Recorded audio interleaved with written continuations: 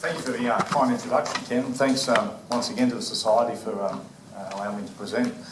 I always enjoy it. As you can tell, given that I'm talking about South American industrial relations, I have to get a little bit more exotic every year to find something new and different to talk about.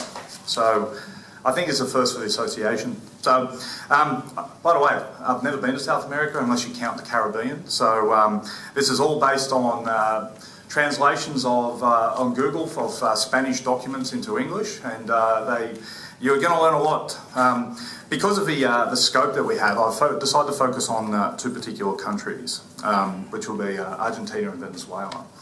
And we'll hear a bit more about that in the next half hour. So one of the reasons I chose South America is that to us in Australia, particularly myself growing up, it is actually probably the most mysterious continent to us. It's about the furthest away from our shared upbringing, if you like, where we don't share a language, we don't share a culture, we don't share very much with them at all, any history. It's very different, and as such, in many respects, what does that? Sheep. Sheep. Argentina. Oh, well, they've got sheep. Okay, I'm sure they've got dirt as well.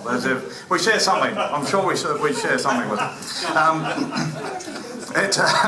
It therefore often does come as a surprise to many Australians to learn that actually the vast bulk of the South American continent has experienced political independence for nearly 200 years now, and longer than us, New Zealand, Canada, Germany, Italy or China.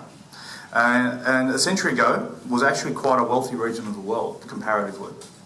Per capita wealth in Argentina was actually highest in the world in the early 20th century, 1909, per head. Where it all went wrong, I suppose, is beyond the scope of this paper. I'm not an economist, and to be frank, it's not a focus of the HR Nicholls Society either. But it's generally accepted by just about everyone that the fault lies in a toxic mix of failure of political institutions and economic populism. Sadly, South Americans themselves haven't learned their lessons. Some of the dictators may have disappeared, but populism is as rampant as ever. Perhaps the two most glaring examples of this are indeed Argentina and Venezuela. The Argentine default of 2001, for example, which didn't get much coverage here, as I've mentioned. We don't seem to focus on South America much, but still remains the world's largest sovereign default. For example, was blamed by the local public on free markets. How free markets are to blame for governments borrowing too much money is beyond me, but so apparently that's how they take it. And even Chile, which growing on average over the last 30 years of 5% GDP per annum, is now about to succumb to the false utopia of free education for university students. They've just legislated that in the last month. As we know in Australia how that ended up. That's right, taxpayers pay for it. Unsurprisingly then, that populist programs in Argentina and Venezuela include massive regulation of the labour market. Argentina was largely built by the British.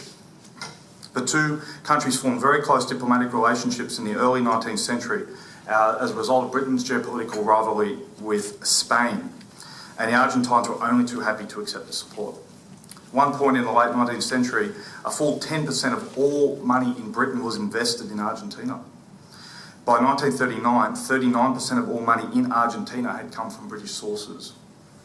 Harrods even opened a store in Buenos Aires in 1912, the only store that ever opened outside London. The store still exists, but ended its association with Harrods during the Second World War. Argentines were so influenced by the British that they took up the practice of taking afternoon tea and began to play soccer. We know how that ended up. As close as a country came to being a British colony without ever being one. Needless to say, Argentina was flourishing at the time. As I said, in 1909, per capita income was 50% higher at the time than it was in Italy, 180% higher than in Japan, and almost 5 times higher than in neighbouring Brazil. Is now less than all of those. Over the course of the 20th century, Argentina's relative standing in the world incomes fell sharply. By 2000, Argentina's income was less, half that of Italy and Japan. In its heyday, Argentina thrived because it was a trading giant of beef and grain. It's still widely recognised today that the extremely fertile Pampas region produces some of the world's best quality agricultural products.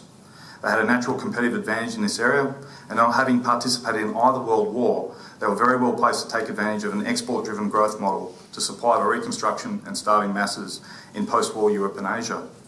Instead, they turned inwards. Essentially, the rot started with the election of, I hope I get the pronunciation right, Hipólito Yrigoyen as president for the second time in 1928. In his first term from 1916 to 22, Yrigoyen had proven himself to be a bit of a socialist. He regularly ruled in favour of trade unions, and in 1922 became one of the first countries in the world to recognise the Soviet Union and then even sent them foreign aid. This frightened hardline conservative generals in the country, whom by the late 20s had become enamoured with the fascist ideals of Mussolini. So once the Depression hit in 1929, Yrigoyen became increasingly unpopular in the face of rising unemployment, and the generals used it as an excuse to launch a coup. Argentina never saw real democracy again until 1983, for 50 years under military control, give or take. The Uriburu coup, that was the one in 1930, set off a chain of multiple military takeovers over years, and eventually in 1946 saw General Juan Domingo Perón take the reins of power. Perón may have been a military strongman, but he was also a national socialist. There is very little in the ideology of Perón that differs from fascism, except for the overt racism. Perón's own name for his movement was the Justicialists, which is a derivative of the Spanish word for social justice, if you didn't need to know anything more about him. Trade barriers went up, massive welfare programs were established. In 1929, total foreign trade in and out of Argentina accounted for 80% of total domestic tradable production, and it had actually been as high as 120% in 1900. By 1976, this had fallen to 19%, and even today it's only recovered to 30%. Perón's appeal to the public was that his reign coincided with the magical post-war boom that almost all economies benefit from. So in the harder years that naturally followed, a sense of nostalgia about him had built up. It remains one of the greatest examples of why correlation does not necessarily mean cause. Nestor Kirchner was a PhD student from Buenos Aires in the late 60s who found himself attracted to Peronism. He joined the Peronist youth, who made it known that Che Guevara was a hero, and Perón actively championed this group for political reasons. A few years later, he became the governor of a far-flung Patagonian province and was run in the 2003 presidential election as a stalking horse for another candidate who wanted to knock off the more liberal Carlos Menem from winning. Despite only winning 22% of the vote, the cards fell his way when Menem pulled out of the race and he became president. His wife, Cristina Fernandez Kirchner, who later became president herself in 2007, and he have amassed a personal fortune in office of $70 million. And he's recently, and after 2004, began a campaign of asset nationalisation, including last year his wife privatised Repsol from the Spanish. So it's fair to say the Kirchners are not known for their liberalising tendencies. In 2004, Kirchner introduced the labour law number 25,877. The Argentines like to chronologically number their laws. When read in conjunction with the employment contract law 20,744, which was introduced by General Videla in 1976, the following aspects of Argentine labour law really stand out. These, to Australians, you'll be amazed by the inflexibility. It is illegal to work more than 55 hours per week. Illegal. Full stop. No exceptions. No overtime payments. Nothing. It is illegal. End of story. Casual employment is illegal. Cannot be done. No possibility. Social security payments. It's an interesting one, what they do in South America, and you'll see it, Venezuela do it as well. They levy a tax on both the employee and the employer, out of which is a great big pot of money that gets used for a whole bunch of things. They call it a social security fund. They take 17% from an employee on top of their pay and 27% from an employer on top of their pay. There's compulsory life insurance premiums to be paid by the employer. Compulsory 6 months bonus worth 2 weeks worth of pay. Every employee has to get 2 weeks pay every 6 months in addition to what they've already worked. There's 15 days notice of termination during the probationary period. So if you work for a day, you're an absolute stinker, you still have to be paid 15 days. And 1 month's notice up to 5 years worth of service. So beyond that, if you work to a company more than 5 years, you have to be given 2 months notice. a bit different to here, but maybe you're saying maybe it's not so extreme. Well, what about if you're made redundant? Severance payments are worth 1/3 of the time you have served as an employee. So if you've worked for a company for 10 years, you are owed 3 1/3 years' worth of pay to be made redundant. Gets better, folks. Paid sick leave, up to 12 consecutive months. If you are sick, you have to be paid up to 12 months consecutively. All you have to do is provide a doctor's certificate, even if it is an illness or injury picked up outside of work. If I go out and play football on Saturday and I break my leg and it goes all mangly and gangrenous and I'm in hospital for a year, you're paying for it. There's 17 public holidays. Oh, this is a good one too. Employment contracts are reviewable by a court at any time, even if agreed in writing, should a condition cause moral harm to an employee. Collective bargaining is unobtainable if you're not a union member. Union delegates cannot be dismissed for any reason whatsoever during their employment and a year after they've ceased to be a union delegate. Financial penalties for incorrectly recording employee payroll data accrue to the said employee. So if I write down your address as 30 Smith Street instead of 32 Smith Street, there was a fine on the employee that was paid to the employee. There can be dismissal with cause, but only for reasons that are offensive or prejudicial to the employer. This does not include poor performance, though it does include tardiness. Damages for unfair dismissal also include exemplary damages for emotional stress. If you wish to make more than 15% of your staff redundant, you require personal approval of the Minister for Labour. Now, the best one of all, the minimum wage is $8.70 an hour. And all my dollar figures here, by the way, are in American dollars, just so we're clear on that. Is $8.70 an hour. It doesn't sound like much compared to Australia. But let's compare that to the UK, $8.76. Brazil, $2.18. Chile, $3. Uruguay, $1.77. Mexico, 89 cents. By the way, $8.70, once you add up the on costs, makes it the minimum wage in Argentina is 120% of average GDP per capita. So you actually have a minimum wage that is above equilibrium. How does that make sense? I'll come back to that stuff in a second. Venezuela is also a little bit better known because of infamy of Hugo Chavez, recently deceased. Venezuela was never as rich a country as Argentina, but the GDP did peak in 1977 as a consequence of the second oil crisis. They have a very oil-dependent economy. However, in the last 2 decades, GDP has only grown on average by 0.8% compared with the global average of 2.1%. Most of this sclerotic growth can be blamed almost entirely on Chavez and his disbelief in the virtues of markets. Chavez was born into a very poor family in the remote inland regions of Venezuela. He was of mixed racial heritage, had a forebear who infamously fought as a rebel against the ruling Venezuela clique for many decades earlier. Everything about young Chavez marked him as an outsider, and he embraced this and gravitated towards other outsiders, such as radical socialists. Chavez joined the Venezuelan army aged 17 because he thought it would enable him to get a start as a baseballer, believe it or not.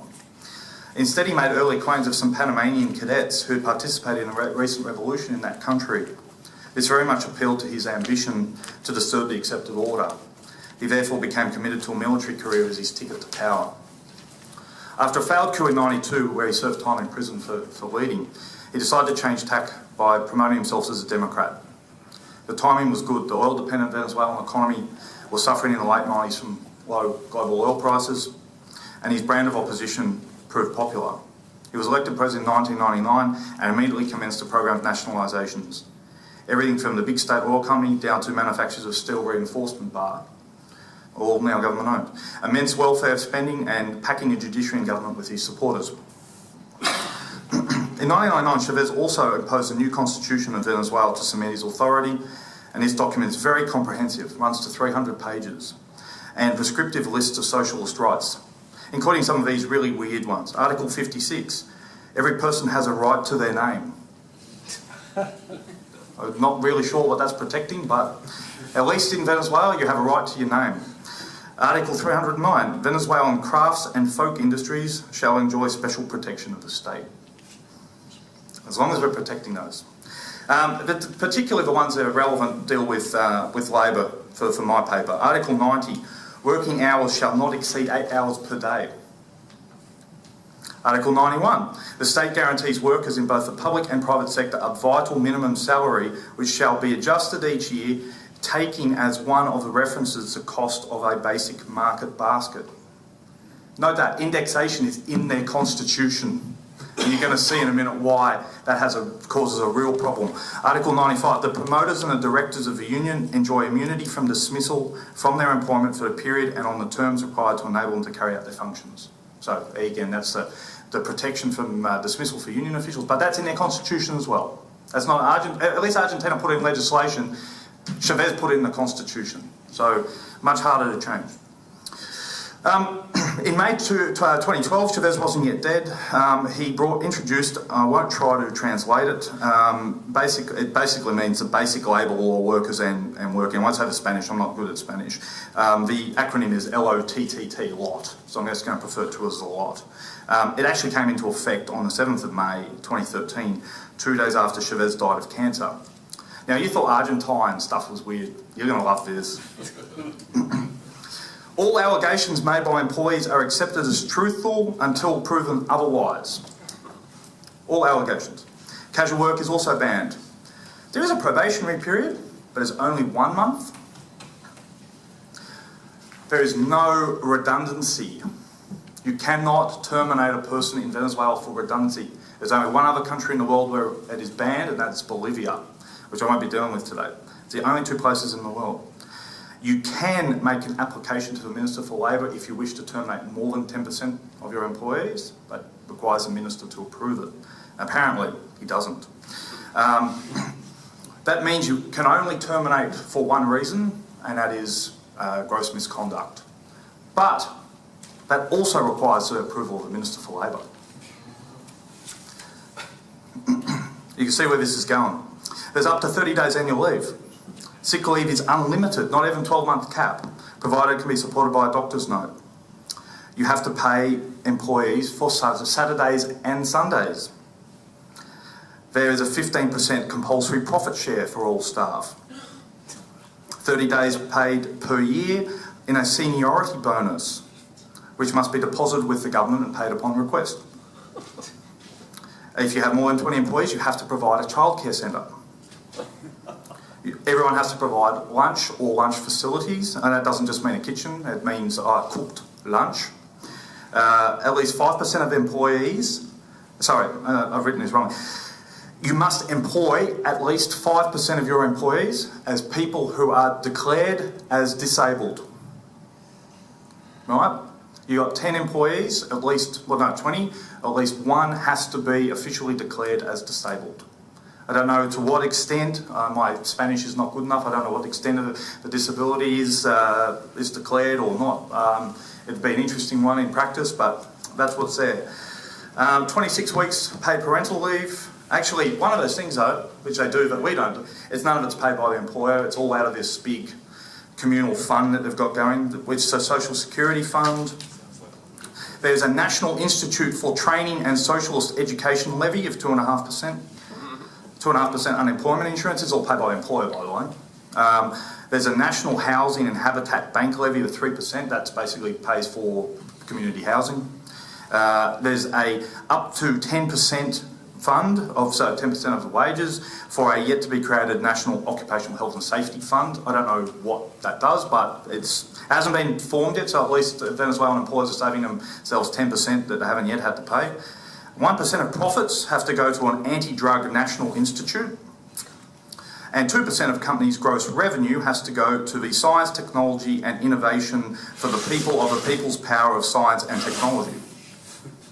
Whatever that means. I had actually sat down and counted up all of those extras, the on costs, believe it or not, comes out as square 100% on top of what the basic wage is. Now you might think, well, that's not that big a deal, you know, if it's like 50 cents an hour or something is the wage. But yet again, the minimum wage in Venezuela is similar to Argentina. It's $3.47. So by the time you add everything up, it's effectively $13,800 per annum. Their GDP per head is $13,000. So yet again, we have a minimum wage that is set above equilibrium. So, of course, you think, well, that means you're going to have mass unemployment in both countries, doesn't it? It's exactly the outcome that you'd think. But they've managed to get around that. The government employs everyone instead, right? So, I'll come back to that in a tick. But needless to say, no one in Venezuela or Argentina is working anymore. Labour productivity has plummeted. The Economist newspaper recently reported that since the law in Venezuela commenced, daily absentee rates are as high as 40% nationally have been reported. Employers are paying employees to resign. I'm not joking. That is how they're dealing with it now. For those who aren't employed, the official unemployment rate looks relatively low at 7.4% if you can believe the official stats. But nearly 20% of all employers are now employed by the state in both countries. They've been hoovering up their employees to deflate the unemployment statistics. We know what's going to happen long term. State debt's going to get out of control. It's unsustainable. So they've been soaking businesses for all that time. Now they're starting to soak the taxpayer. The teachers' unions in Buenos Aires recently went on strike in March over wage demands. The government offered them annualised increases of 25.5%. The unions described such offers as provocative. That was the exact quote. And declared it was 40% or else. So they did the else, they went out. But you know what? They have an arguable case. The Buenos Aires provisional government just gave their policemen a 100% pay rise. What's inflation? Officially, inflation is 25%. Officially. Yeah. Remember, stats are not potentially very believable. The World Economic Forum ranks Venezuela as 134th out of 148 countries for competitiveness, ranking behind even Zimbabwe. Argentina comes in 104th, so they're doing much better by comparison. The World Economic Forum calendar actually describes the Venezuelan system for hiring and firing as the worst in the world. Like, that's a surprise. The only reason they aren't further down the rankings at 134 is because the top marginal tax rate at 34% is actually low by relative standards. And Australian standards particularly, 49% thanks to Tony Abbott. And it has a high percentage of female workforce participation when compared with many Muslim nations. So you find that most of those 14 below are basically Iran, Iraq, Saudi Arabia, effectively. It's not just businesses who are suffering though from the crippling costs. Venezuela now has the fastest accelerating rate of inflation in the world. It just reached 56% on an annualised basis last month and has never been below 10% since the 1990s. Inflation has unofficially averaged 25% in Argentina since 2008. Okay, Venezuela's inflation is not just driven by rising input costs. To pay for insane public spending and debt, they've also been printing money too. M2 money supply has grown by over 300% since 2010. But remember, as we discussed earlier, the Constitution of Venezuela guarantees indexation of wages. As we know from our experience in the 70s, wages and price inflation form a vicious cycle in indexation, where one feeds into the other in an accelerating way, like a snowball heading down a hill. Technically, this is called built-in inflation. That's exactly what's happening in Venezuela. It's a cycle that can only be broken by a bout of deflation caused by a severe economic shock. Oil prices return to the 1990s levels may well be one.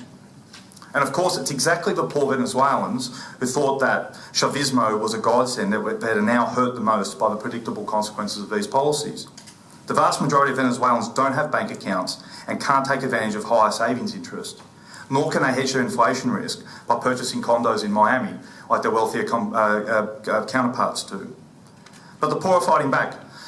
New President Nicolás Maduro, handpicked by Chavez to replace him, and who was elected partly because he claimed Chavez was appearing to him in dreams beyond the grave. I'm serious. Has this week reportedly sunk to approval ratings of 36% and has shown no sign of being able to control violent street protests over food shortages, surprise, surprise, that started in January that have so far led to the death of 44 people and thousands more arrested. It would appear that even the union movement is now upset with the government as the members are complaining about their undernourished children. It's only a matter of time before Venezuela will be forced to default upon its debt. And once it can no longer tap external sources for cash, the reckoning will come for government spending. It says a lot about the frailties of human mind that socialism continues to appeal to so many despite all the evidence of history. Money spent by the state today always has to be repaid tomorrow. The more you spend now, the more you have to repay later. It's as simple as that. The economic collapse is always caused by the same policies that seemed to be magic pudding years earlier. Yet bizarrely, many of the world's poorest people continue to find populism like this appealing, despite the long-term costs of their interests. But then again, perhaps that's why they're poor to begin with. The lessons from South America prove once again that government regulation of the labour market has negative outcomes for employers and employees alike. No one gains over the long term apart from the politicians. And the South American experience on trade union density is very similar to that of the rest of the world. In the absence of forced membership and closed shops, density is rapidly falling globally. Whilst it remains somewhat higher compared to Australia in these places, it is declining nonetheless. This is a problem that's been plaguing the union movement globally for decades, and they're trying many strategies to deal with it with varying success. Some unions become ultra-militant. Others completely shed the militancy. Others employ business development managers to hit the road and sign members up. Most of this gets temporary membership spikes, but on the whole, many more leave than ever join. I think I know why. It's something that Stuart Wood QC, good to see that QCs now too, not just SCs, alluded to in a paper to this society a few years ago. Labour market regulation actually eats the union's lunch. The original 3-page Conciliation and Arbitration Act from 1904 granted powers to unions and led to central wage fixation, but everything else was left to the field. That's the space that union movement then occupied. Few public officers existed to police the legislation. Unions thrived in this environment. Consider the situation today. Work choices, Fair Work Act, whatever you want to call it. The legislation runs to thousands of pages. It's highly prescriptive and doesn't leave a hell of a lot to enterprise bargaining level. The state now employs legions of inspectors and receives thousands of complaints via phone and website from aggrieved employees or former employees. These were jobs once done by unions. Ironically, the unions have done themselves out of a job. Almost to a man, they would argue that the Fair Work Act is a great piece of legislation, a hard-fought gain.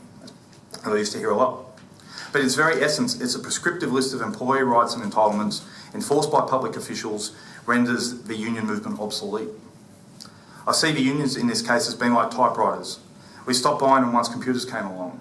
They didn't disappear overnight, but sales steadily declined for decades until I finally put to sleep. Thank you.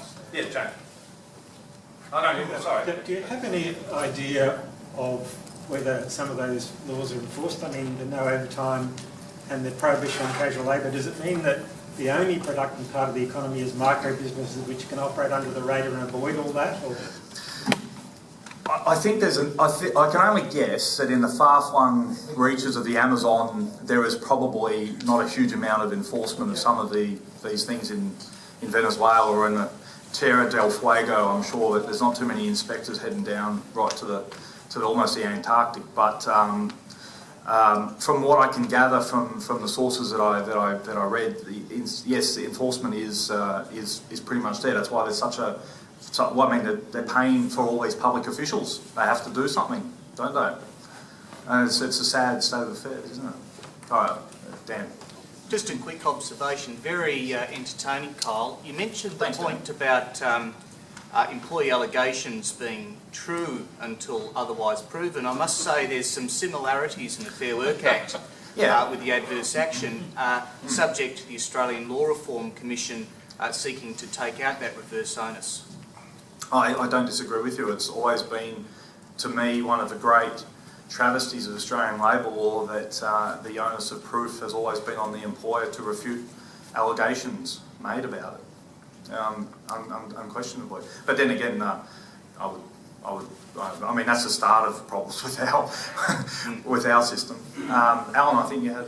I know. I was just thinking that with these inspectors, probably if they are paid, it's unlikely that they are paid. The only way they can actually get any income is to take bribes from the people that they're investigating. I suspect there's probably a huge amount of that too, Alan. Yeah, that's probably how you get around it, is you bribe the inspectors, perhaps. Alan? Yeah, in fact, further to that comment, I do have the benefit of having been to South America. Of course, you were at Christmas. The Christmas holidays there, including a couple of weeks in Argentina, and I'm reminded of when I was desperate to get to the airport and there were no taxis available. Their approach to taxi regulation being just as enlightened as we have here in Australia. No Uber either. Uber's banned, is it? Uber, exactly. But interestingly, some bloke just pulled over at the side of the road there and offered me a lift for cash in hand. And I think certainly the culture in those countries, from what I saw, is such that I suspect there's some truth to the idea that if you're working in a giant corporate industrial environment, all of these rules are enforced, but there's an awful lot of cash economy and rule bending going on. And dare I say, I think the average South American government isn't really competent to enforce regulation of that level of detail, even if they wanted to. Yeah, I suspect there is. There's always a black economy everywhere. There's no doubt about that. But if you're a firm attempting to grow legitimately, you know, with past a couple of employees, you can't hide in the shadows in a country like that, you know. And I think I was reading last week, I think Budweiser closed a factory in Venezuela. They just got sick and tired of dealing with this sort of crap, you know. Sorry, what's the question? Tim? Carl, Yeah. this isn't specifically on your presentation, since it links South America and also superannuation, which I know is one of your other interests. I'd be interested in your theory on this. I had a really fascinating presentation last year by the minister who introduced privatisation of social security under Pinochet in Chile, which is sort of akin to, you know, moving people to superannuation. And it was the first privatised social security sort of system in the world. And he spoke about all the positive economic effects, etc. But one of the things he said was one of the unintended positive consequences was when they tried to do any sort of labour market negotiations and when they had any sort of disputes between unions and businesses, they would just go and say, look, all of your pensions are tied up in how well these companies do. If you oppose these reforms, it's going to affect your retirement savings. And he said that they were able to push through so much positive legislation, had so many reforms, because the union leaders actually realised if they oppose this, then all of their members would end up being poor as a result. We haven't seen anything even remotely like this in Australia, where we still have a superannuation system. Or I think anywhere else. Like, I don't think this actually worked. And I'm wondering, is there a way you think that the South American positive experience we can sort of try and use here? Okay, clarify this for me. You're talking about the company has to keep a portion in a fund. The fund is privately run on behalf of the employees, and they invest it therefore. In Chile, they abolished the old age pension. They said you have to invest a certain amount of your money in. Yeah, but they're not. The difference from us though is that they're not employee controlled. The company's still running a defined benefit plan. You see? It's defined contribution. Anyway. Oh, sorry. Well, maybe we'll talk about it. Right. Yeah, sorry. Yeah. Sorry, I didn't fully understand. Anything? Yep. Johnny. I'm happy to take questions all night. I recently went back to Melbourne Uni after being gone for 10 years, and I was walking through the student union building, and a young lady, and I use the term generously, from Socialist Alternative, she asked me if I... Could you tell she was a lady? Moving right along. She asked me if I'd heard about the wondrous things that were happening in Venezuela. Now you can say you have. Yes, now I've heard in great detail, so thanks for that. But just in your research, did you see any South American countries that actually do this well? No. Sorry, you mean do labour regulation well? Do labour regulate? Are there any shining beacons? Well, you do elsewhere in South America. Well, Chile has been doing well. I wouldn't say that they're putting in labour market regulation like Argentina and Venezuela. And I have to be honest with you, I didn't look at the Chilean system that closely as putting this paper together. Perhaps that might be what I do next year, and show one that's doing very well by comparison. Admittedly, they now, though, as I mentioned at the start, they have a new president who is bringing in free higher education. We know that doesn't augur well, and I wonder in what other areas that populism is going to perhaps denigrate. But I did see that Chile, and it's not related to labour regulation, I see that they're attempting to build new Silicon Valleys and all sorts of different things like that with tax breaks, and well, that's to be applauded. They've got, at least they're heading in the right direction, I think.